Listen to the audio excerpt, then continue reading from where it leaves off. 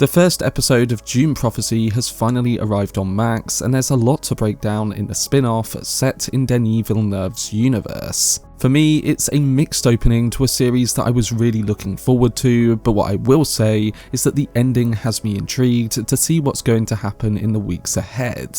But in this video, I'm going to be breaking down the plot and explaining the ending of episode 1 in the aim to help you guys put together a much greater picture of this growing Dune universe on the small screen. This analysis will contain spoilers, so if you do happen to be someone who hasn't seen the episode yet, then I would recommend watching this video after you've seen it. Before I get into it though, if you want to keep up to date on any of my Dune Prophecy content coming over the next few weeks, then don't forget to support this upload by giving it a like rating and subscribing to the channel.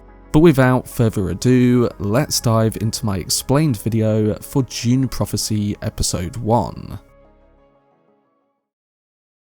So the Dune universe is finally back, and this time it returns on the small screen with HBO's Dune Prophecy series. The series takes place 10,000 years prior to the events depicted in Denis Villeneuve's films featuring Paul Atreides, and the premiere episode named The Hidden Hand reveals the stark contrasts of the universe during this era. Humanity is in the midst of healing from its conflict with thinking machines, and many familiar institutions are still trying to regain their stability. The Bene Gesserit, who are at this point referred to as the Sisterhood, is one such organisation. Meanwhile, the Imperium faces challenges in solidifying its authority under the rule of House Carino as rival noble houses scheme to increase their sway over the throne. And the shadows of the Machine War continue to cloud the perspectives of all involved. So let's break down what happened and discuss the main talking points from this opening episode.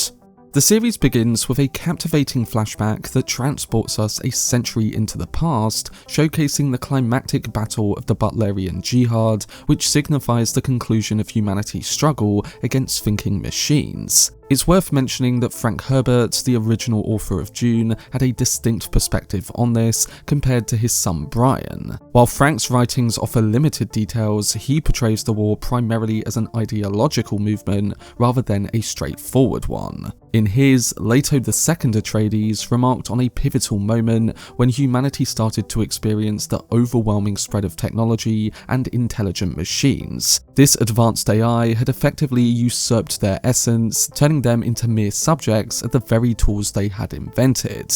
And in response, a revolutionary wave surged, resulting in the dismantling and prohibition of almost all thinking machines. This marked a significant moment as many set out to reclaim their lost humanity. On the other hand, Brian Herbert, in his prequel novels such as The Sisterhood of Dune, which serves as a loose foundation for this show, describes that the threat to humanity is more straightforward as advanced machines were determined to annihilate or even subjugate humanity. This is the interpretation of the Butlerian Jihad introduced at the beginning of this show. But I guess you could also say that with this being based on Brian Herbert and Kevin J. Anderson's prequel novel, it's understandable why this route was followed. The Butlerian Jihad remains a vivid memory for many of the prominent families in the show, serving as a lingering scar for some. We see machines from that war in the opening flashback, and it communicates right away that it's had an even deeper effect on what those believe. Emily Watson's Valia Harkonnen reveals in the voiceover that history tells us it was an Atreides who guided humanity out of that point, while House Harkonnen was labelled as cowardly and exiled to a barren planet as retribution. Yet Valia argues that these accounts are rooted in deception, prompting her to embark on a mission to rewrite the narrative. This takes us decades later, where we are introduced to a young Valia, played by Jessica Barden, who joins the Sisterhood with her sister Tula Harkonnen on the planet Wallach 9. Wallach 9 was a synchronized world governed by intelligent machines during the ancient era of the Butlerian Jihad. Eventually, the Sisterhood found refuge on this planet, and by the era of the Carino Empire, which we currently inhabit, it became standard to have extensive training facilities for the Sisterhood. The order was established by Mother Superior Rakella, whom Valia looks up to. Rachella has educated women to serve as truthsayers for the great houses, enabling them to discern truth from deception and build a web of influence. Additionally, Rachella designed the Sisterhood's breeding initiative, which entailed preserving an extensive genetic archive and pairing partners from suitable houses to cultivate the most effective leaders. Valia, marked by her Harkonnen lineage, is initially regarded as an outsider. However, Rachella sees her potential to lead the Sisterhood into a new era. And while Rachella's granddaughter Dorothy views the breeding program as a bad thing, Valia embraces it, positioning her as the next Mother Superior. As Rachella lies on her deathbed, she chooses to summon Valia instead of her own granddaughter, cautioning her about the impending Tiran-Arafel, a looming reckoning that threatens the entire galaxy. Rachella experiences a vivid vision where a massive sandworm engulfs structures in the desert and flames consume people all around her. Amidst the chaos, she cries out about a mysterious red dust, and then the vision concludes with a glimpse of mechanical blue eyes, with Rachella informing Valia that she will be the one to uncover the burning truth. Kasha, another young member of the Sisterhood, interprets Rachella's vision as a sign of judgment led by a tyrant. Valia believes this suggests that the Sisterhood should strive to place one of their own on the throne, but Dorothy remains firmly against this notion. Now, I will come back to my theories on the Tiran-Arafel prophecy towards the end of this video, as I do have some thoughts on what that might refer to. But coming back to the events of this opening, Rachella passes away shortly after experiencing her visions, leading to turmoil within the Sisterhood. This unrest is particularly evident as Dorothy stands firm against Valia's authority. In retaliation, Dorothy makes a bold move to dismantle the breeding index, a crucial genetic matrix that catalogues the genes of all the great houses. In response, we watch as Valia ends up using the voice on Dorothy, a technique that she has developed, and commands her to take her own life. As the first of Bene Gesserit sister to use the voice, Valia utilizes specific vocal inflections and clear directives to manipulate the thoughts and behaviors of those around her. In the Dune books, it was Rachella who first uncovered the voice prior to Valia, though the show leaves this quite ambiguous. We then leap forward 3 decades, marking 116 years since the Butlerian Jihad and 10,148 years prior to Paul Atreides' birth. Emily Watson now portrays a grown-up Valia, the Mother Superior of the Sisterhood, with Olivia Williams as Tula Harkonnen, her sister and trusted advisor. Tula is imparting knowledge in classes covering martial arts and the art of truth-saying. The Sisterhood is essentially flourishing, attracting young girls from across the galaxy eager to become truthsayers. And we learn that they are also preparing to welcome into their ranks the Princess Ynez Carino, the heir to the Golden Lion throne. She is the daughter of Mark Strong's Emperor Javico Carino and is planned to wed the young heir of a rival house. However, she will also dedicate the next decade or so to training with the Sisterhood while her future husband comes of age. But more on that weird marriage as we come to it a bit later.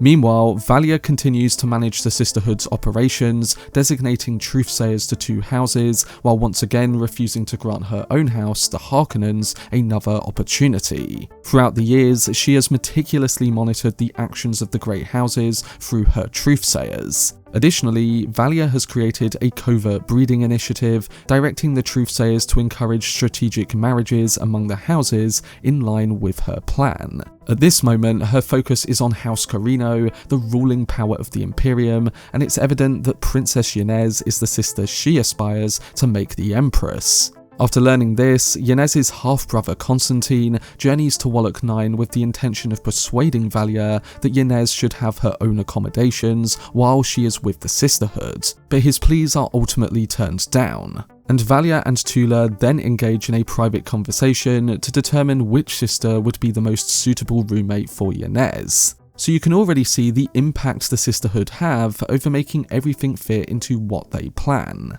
This moves us over to the planet of Seleucus Secundus, which isn't yet the rainy prison planet it is by the time of the films. House Carino currently stands there as the epicenter of power, where Emperor Javico Carino grapples with a pressing challenge. The Imperium struggles to bring the Fremen of Arrakis under control, jeopardizing the stability of the spice supply. so to bolster its military might, an alliance is essential. The answer apparently lies with House Richese, a formidable and ambitious faction eager to unite through marriage, proposing that their heir, the young Pruett, wed Princess Ynez. House Richese has pledged to provide House Carino with a fleet of ships, which will aid them in maintaining their grip on Arrakis. Jodie May's Empress Natalia is against the wedding though, as Ynez is set to marry a 9-year-old, and she also disapproves of empowering House Richese. The Emperor shares some of her concerns, but feels trapped by his circumstances, leading him to reluctantly consent to the arrangement. And to make things even more complicated,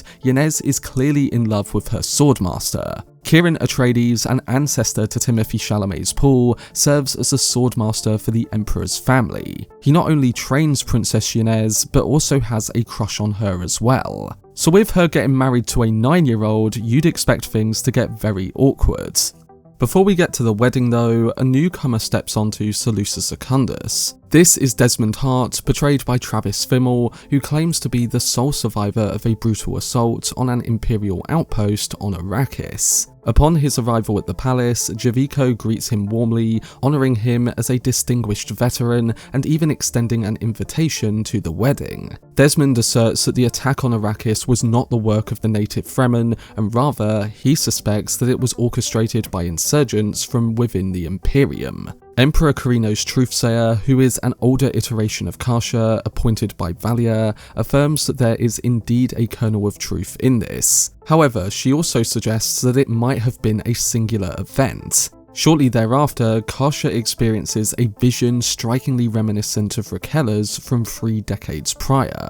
In that vision, Princess Ynez is seen in her red wedding dress, facing peril as a sandworm engulfs the both of them. Ynez cries out to Kasha, accusing her of causing this. Unlike the previous vision, this one again concludes with a glimpse of the mechanical blue eyes, uttering words that we don't quite understand. Shocked by this, Kasha resolves to return to Wallach 9 for guidance. She pleads with Valia to reconsider Ynez's upcoming wedding, but Valia remains unfazed and dismisses her concerns. Instead, she encourages Kasha to spend the night with the sisterhood to reconnect with her true mission.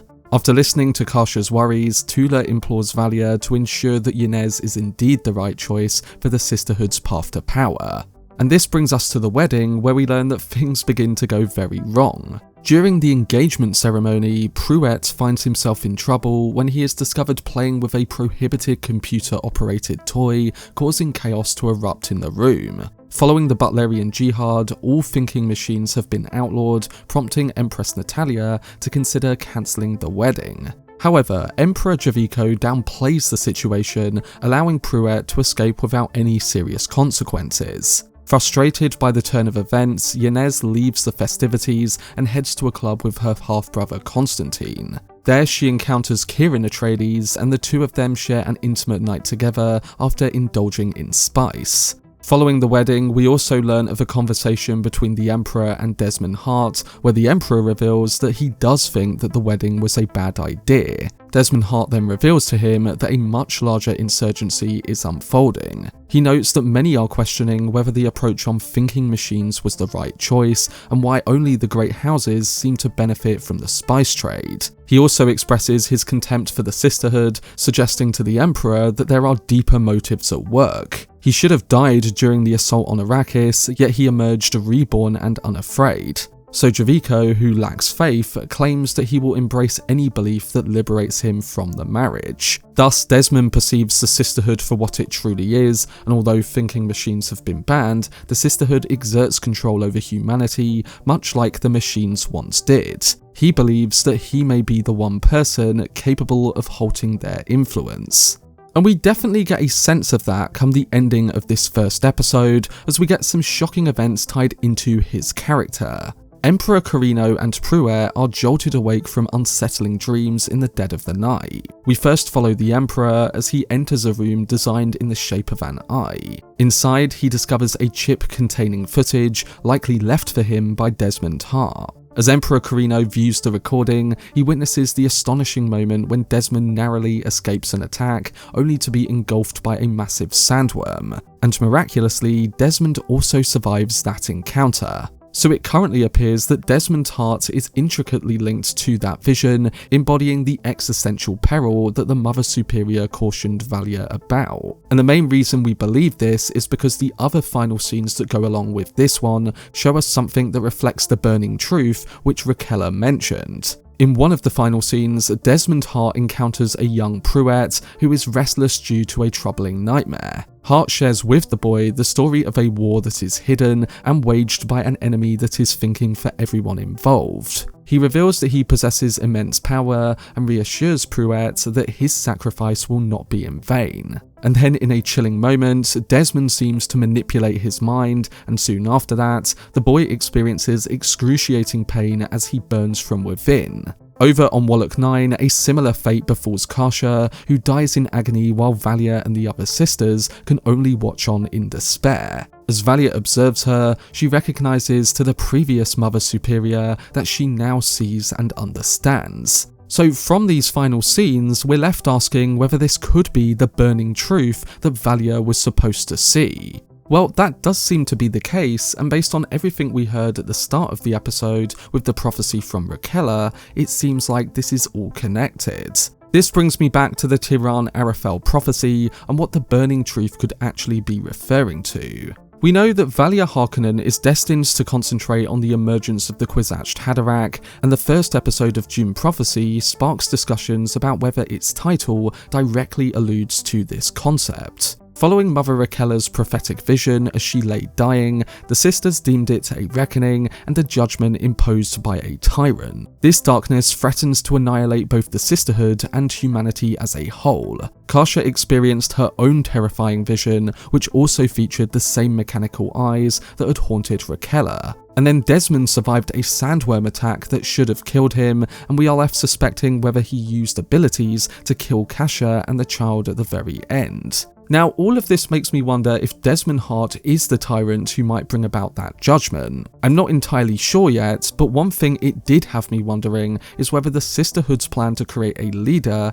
could cause the very judgment they don't want to happen. In 10,000 years, billions will perish due to the holy war ignited by the Kwisatz Haderach, a being crafted by the Bene Gesserit, and someone we find out is Paul. Rakella's response to the eyes in her vision may allude to Helen Mohiam's words to Paul in Frank Herbert's Dune. In that book, Helen Mohiam prophesies that a man will one day discover the Truthsayer drug, unlocking his inner eye. This man will gaze into realms beyond masculine history, a barrier that hinders Rakella and her fellow sisters from delving deeper into their understanding. The inclusion of this element in the series might just be the catalyst the sisters require to start honing their breeding index and embark on the daunting initiative that will ultimately lead to Paul becoming the Kwisatz Haderach. Valia's revelation during the conclusion of the episode suggests that she is determined to guide the sisterhood to the lengths that she envisions. So this implies that maintaining Ynez's authority is very crucial. And although the circumstances surrounding the deaths at the very end remain ambiguous, we know that Desmond Hart was behind that in some manner. Maybe he used a timed poison in a similar way to how in the Dune books, the Harkonnens did the same to Thufir Hawat. I'm not fully sure on that, but what I do think is that the Tiran-Arafel prophecy is more the early foundation of the Kwisatz Haderach, as the images in Rakella and Tasha's visions link in multiple ways to that same prophecy. Whether it be the use of the inward eye or the burning and bloodshed, like in the Holy War set between Dune Part 2 and Messiah. We'll have to see if that does turn out to be the case, and I'm really interested to see what the show reveals about this central prophecy and the abilities of Desmond Hart.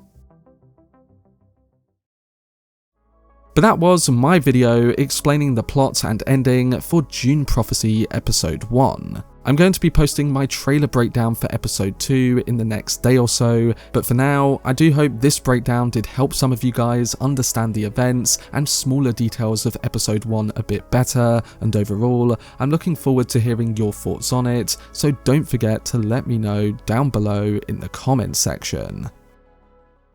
For much more videos and news on Denis Villeneuve's Dune universe, then subscribe to the channel and turn on your notifications. Also, if you enjoyed this video, remember to leave a like rating and follow me on social media via the links in the description. But anyway, I hope you guys enjoyed it. I've been Cortex, and as always, make some noise.